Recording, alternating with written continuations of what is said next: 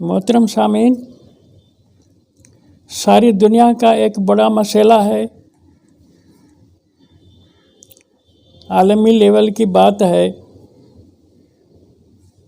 कि ओहदे हुक्मरानी के क़यादत के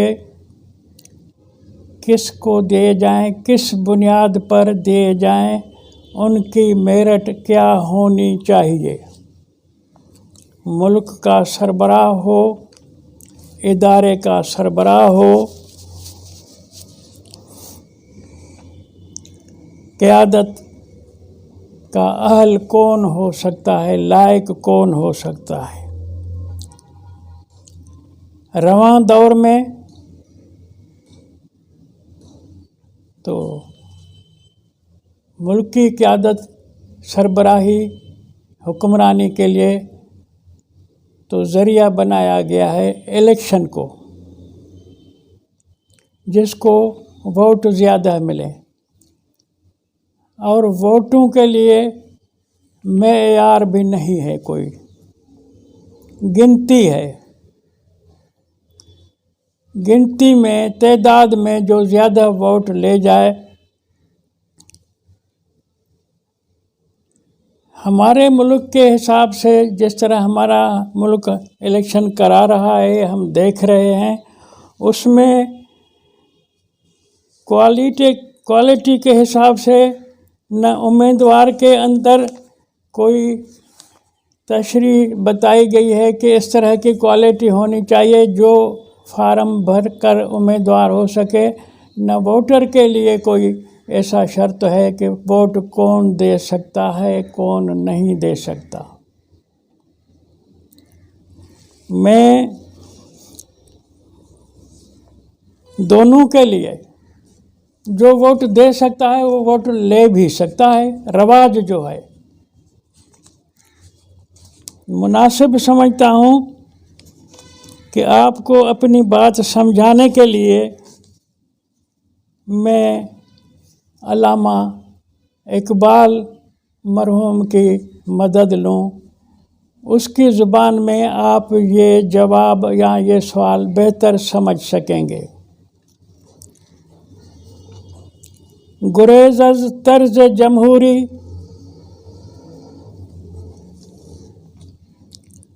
ग़ुलाम पुख्ता कार शो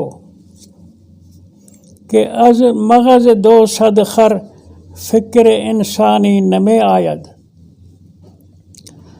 रवां दौर की जमहूरियत से भागो, गुरेज़ अज़ तर्ज़ जमहूरी। परहेज़ करो, खुद को बचाओ।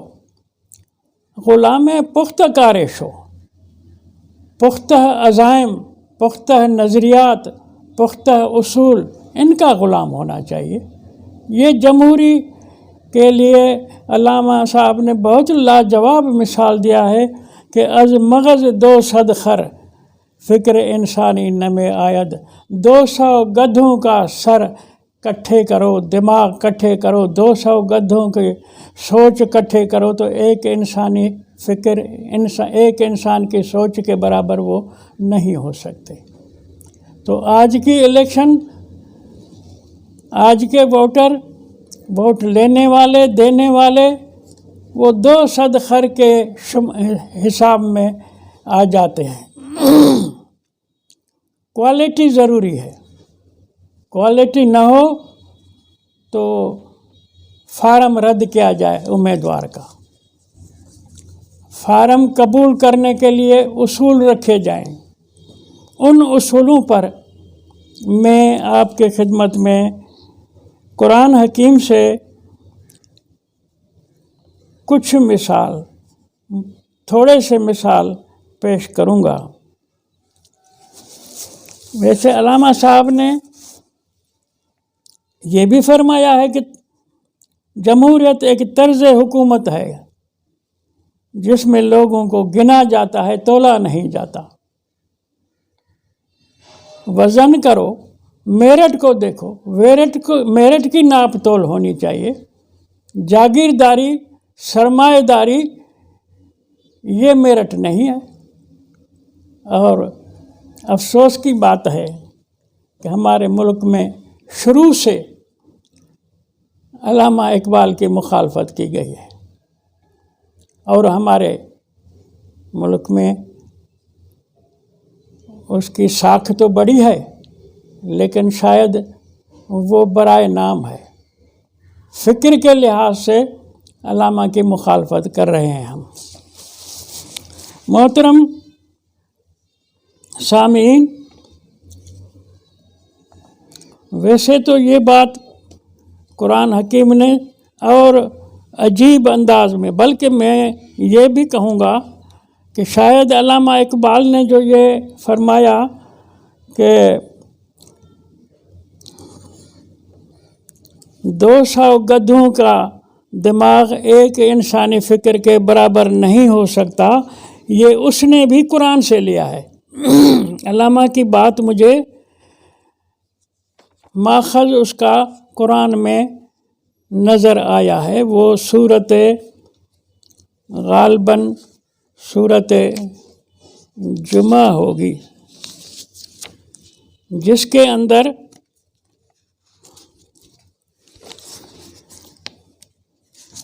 علامہ صاحب کے بیت کا ماخذ مل جاتا ہے۔ ہاں، سورت جمعہ ہے،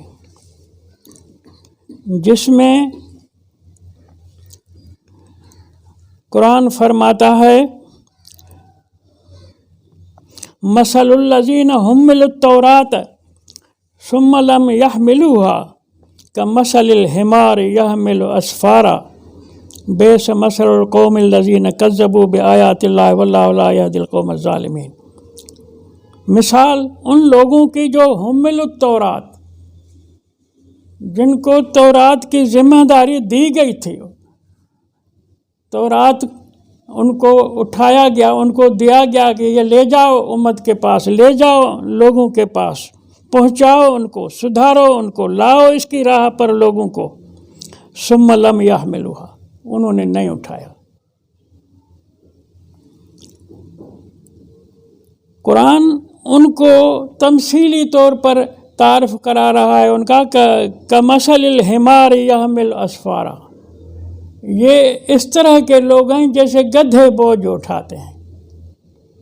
قرآن نے ان لوگوں کو گدھا کہا جو کیوں چاہتا یہ بار عذاب باندھا، وہ کتابوں کا بوجھ سر پہ اٹھا کے چلتے ہیں لیکن تورات نہیں پیش کرتے۔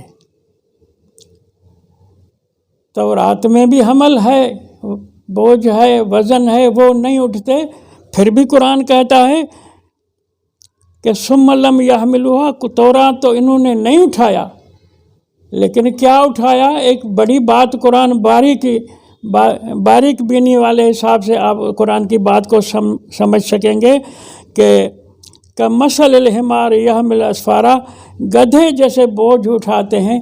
بھائی جب تورات نہیں اٹھایا تو بوجھ کاہے کا قرآن کہہ رہا ہے کہ اٹھا رہے ہیں؟ یہ سوال ہے نا۔ قرآن خود کہتا ہے کہ لم یحملوا، ہم نے ان کو تورات اٹھوایا نہیں اٹھایا۔ کمثل الحمار یحمل اسفارا، مثل گدھے کے بوجھ اٹھا رہے ہیں، تو وہ بوجھ کاہے کا ہے؟ تورات تو نہیں اٹھایا، تورات تو اللہ کا تھا، تورات تو مجموعہ کتب انبیاء بنی اسرائیل ہے، وہ کتب بنی اسرائیل کا بوجھ تو اللہ کے دینے کے باوجود انہوں نے ٹھکرا دیا۔ لم یحملوها، قرآن کہتا ہے اس کو انہوں نے نہیں اٹھایا۔ پھر بھی تمثیل قرآن دیتا ہے کہ ان کا بوجھ اٹھانا ایسا ہے جیسے گدھے بوجھ اٹھاتے ہیں، تو وہ بوجھ کوئی اور ہے۔ وہ جو تالمود کا علم انہوں نے موسیٰ کے نام سے بنایا تھا کہ یہ موسیٰ کی احادیث کی کتابیں ہیں، جو موسیٰ نے بولی نہیں تھی۔ جب محمد علیہ السلام کو پرمٹ نہیں ہے تو انبیاء بنی اسرائیل کو پرمٹ کہاں ملے گی کہ تم اپنی باتیں لوگوں کو بتاؤ؟ محمد علیہ السلام کو قرآن کہتا ہے فَلَا تَعْجَلْ بِالْقُرْآنِ مِنْ قَبْلِ أَنْ يُقْضَىٰ إِلَيْكَ وَحْيُهُ، قرآن کے مقابلے میں اپنی بات کبھی بھی نہ بولنا۔ مِنْ قَبْلِ أَنْ يُقْضَىٰ إِلَيْكَ وَحْيُهُ، ہر مسئلے میں جب تک وہی اپنی تکمیلی فتویٰ نہ دیتے تو چپ رہنا۔ تو یحمل اسفارا سے معلوم ہوا کہ کہ انبیاء بنی اسرائیل کی کتابوں کے بجائے انہوں نے حدیثیں موسیٰ کے نام من گھڑت لکھی تھی، شائع کی تھی۔ کتابت کا دور تھا تو وہ کتاب اس کے بنائے تھے، اس کا بوجھ جو اٹھایا تو اللہ نے کہا یہ گدھوں کے بوجھ کی طرح لادے پھر رہے ہیں اپنے پیٹھ کے اوپر۔ اللہ کی تورات کو تو انہوں نے پھینک دیا، ان کے لیے تو قرآن نے کہا لم یحملوها، نہیں اٹھایا۔ تو یہ لوگ آج کے جو فضلاء ہیں وہ بھی قرآن سے مسائل نہیں بتاتے۔ جتنے دارالافتاء ہیں، میں آپ سے بہت اہم بات کر رہا ہوں، بہت اہم بات، کہ جتنے دارالافتاء ہیں بلکہ کتابوں کی مارکیٹ میں جائیں، جتنے کتب فتاوی موجود ہیں تیار شدہ چھپے ہوئے، یحمل اسفارا وہی ہیں، ان کے اندر دیکھو کہ قرآن سے جوابات نہیں ہیں، چاہے وہ فتاوی عالمگیری ہو، چاہے وہ فتاوی دارالعلوم دیوبند ہو، چاہے فتاوی علامہ احمد رضا بریلوی صاحب کے رضا خانی فتاوی ہو، جو بھی فتویٰ ہیں اٹھاؤ اور جوابات دیکھو کہ انہوں نے قرآن سے دیے ہیں، نہیں دیے تو یحمل اسفارا میں ایسی ساری کتابیں آ جاتی ہیں۔ تو میں نے عرض کیا کہ ووٹ لینے والا بھی کوالٹی کے بنیاد پر ووٹ لے سکتا ہے۔ اب یہ بات قرآن سے پوچھیں کہ کوالٹی امیدوار کی ووٹ لینے کے لیے کیا ہونی چاہیے۔ قرآن حکیم نے فرمایا وَإِذِ ابْتَلَىٰ إِبْرَاهِيمَ رَبُّهُ بِكَلِمَاتٍ فَأَتَمَّهُنَّ،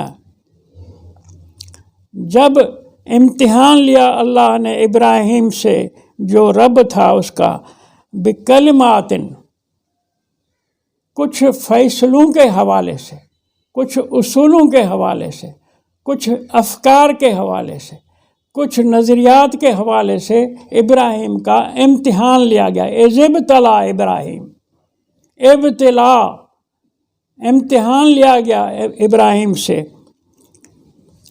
فَأَتَمَّهُنَّ، ان سارے سوالات کے جوابات میں امتحان میں پورا آیا۔ فَأَتَمَّهُنَّ، اس کو کمپلیٹ کر کے ثابت کر کے دکھایا ابراہیم نے۔ اس امتحان میں پاس ہونے کے بعد ابراہیم کی کوالٹی مسلم ہو گئی اللہ کے نزدیک، تو اللہ نے جواب میں کہا انی جاعلک للناس اماما، ابراہیم اب تو انسان ذات کا پیشوا ہے، انسان سارے ان کی قیادت کا حقدار اب تو ہے۔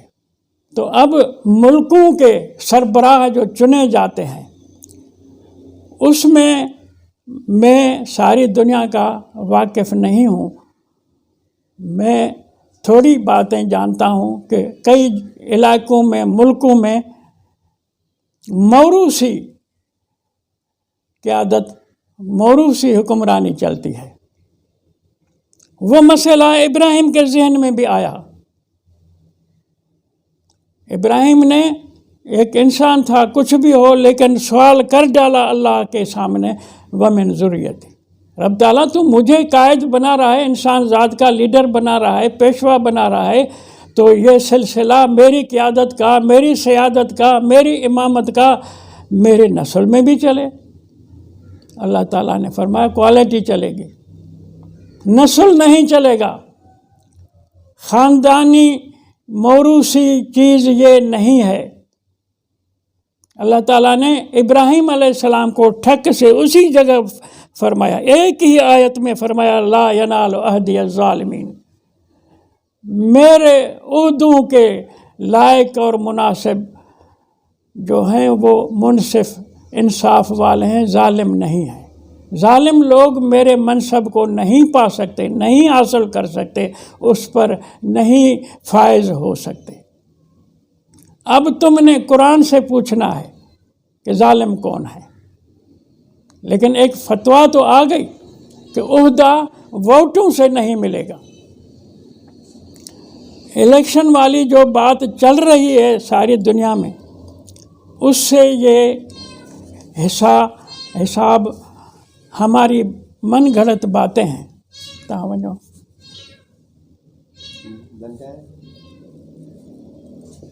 پاڻ ہی سمجھی کون تو ہیٹھ ॾاڪڻ کان ٽپائي چيز۔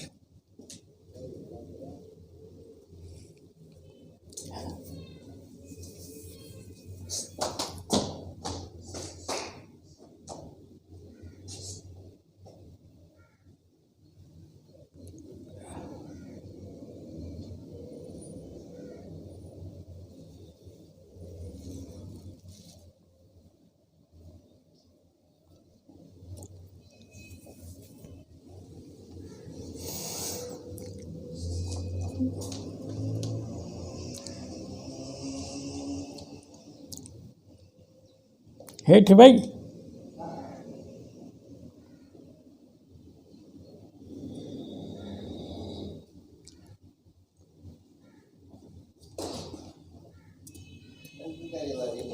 سائیں ہاں سائیں ویلی اساں کھان زور आहे گھڻو روکے روکے منٹ گھڻا تھیا؟ 14 منٹ ہاں بسم اللہ۔ ہلو ہاں، تو میرٹھ کی بات جو ہے رب تعالیٰ نے نہایت مختصر لیکن جامع انداز میں بتائی کہ لا ینال عہد الظالمون، میرے معاہدوں میرے عہدوں کا حقدار ظالم نہیں ہو سکتا۔ اب یہ پیمانہ ظلم و عدل کا سارا قرآن اس پیمانے سے بھرا ہوا ہے۔ قرآن سارا خود پیمانہ ہے، قرآن خود پیمانہ ہے، قرآن خود پیمانہ ہے۔ کیسے پیمانہ ہے؟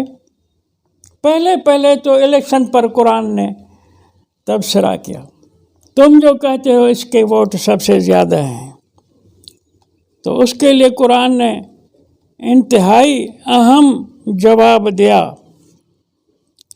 کہ وَإِن تُطِعْ أَكْثَرَ مَنْ فِي الْأَرْضِ يُضِلُّوكَ عَنْ سَبِيلِ اللَّهِ إِن يَتَّبِعُونَ إِلَّا الظَّنَّ وَإِنْ هُمْ إِلَّا يَخْرُصُونَ، اگر تو اطاعت کرے گا زمین یا ملک کے اندر اکثریت والے لوگوں کی، کہ اس کے پاس اکثریت ہے، اس کی ووٹوں کی اکثریت کی وجہ سے اس کو ہم ملک کا سربراہ بنا رہے ہیں، تو قرآن کہتا ہے یضلوک عن سبیلک، سبیل ہدایت سے، صراط مستقیم سے تجھے گمراہ کر دیں گے، اکثریت تجھے گمراہ کرے گی۔ یضلوک عن سبیل اللہ، اللہ کی راہ سے وہ گمراہ کر دے گی اکثریت۔ تو اکثریت پیمانہ نہیں ہے، یہ اکثریت جو علامہ اقبال نے کہی، یہ گنتی والی جو ہے کام کی نہیں ہے، اس میں وزن نہیں ہوتا، لوگوں کو تولا نہیں جاتا کہ امیدوار کس عہدے کا کس پیمانے کا لائق ہے، یہ چیز دیکھی نہیں جاتی۔ ان یتبعون الا الظن وان ہم الا یخرصون، ان اکثریت والوں کے فیصلے ظنی ہوتے ہیں، وَإِنْهُمْ إِلَّا يَخْرُصُونَ، تکے مارتے ہیں، دھکے مارتے ہیں، تحقیق نہیں کرتے۔ ریسرچ والے فیصلے ووٹ دیتے وقت نہیں ووٹر کرتا، تو اکثریت کے جتنے بھی ووٹ ہوں گے وہ ایسے ہی ہوں گے جیسے کہ بغیر تولے ناپے انہوں نے ووٹ دے دیے، پھر اس میں ان کے اکثر دیکھتی ہے دنیاوی مفادات کو۔ الیکشن میں ایسے مفادات چلتے ہیں جس میں اجتماعیت نہیں ہوتی، اور امیدوار کے معاملات کو قرآن کی کسوٹی میں پرکھا نہیں جاتا۔ اور قرآن کی کسوٹی کیا ہے، وہ بھی قرآن حکیم نے بتا دی ہے کہ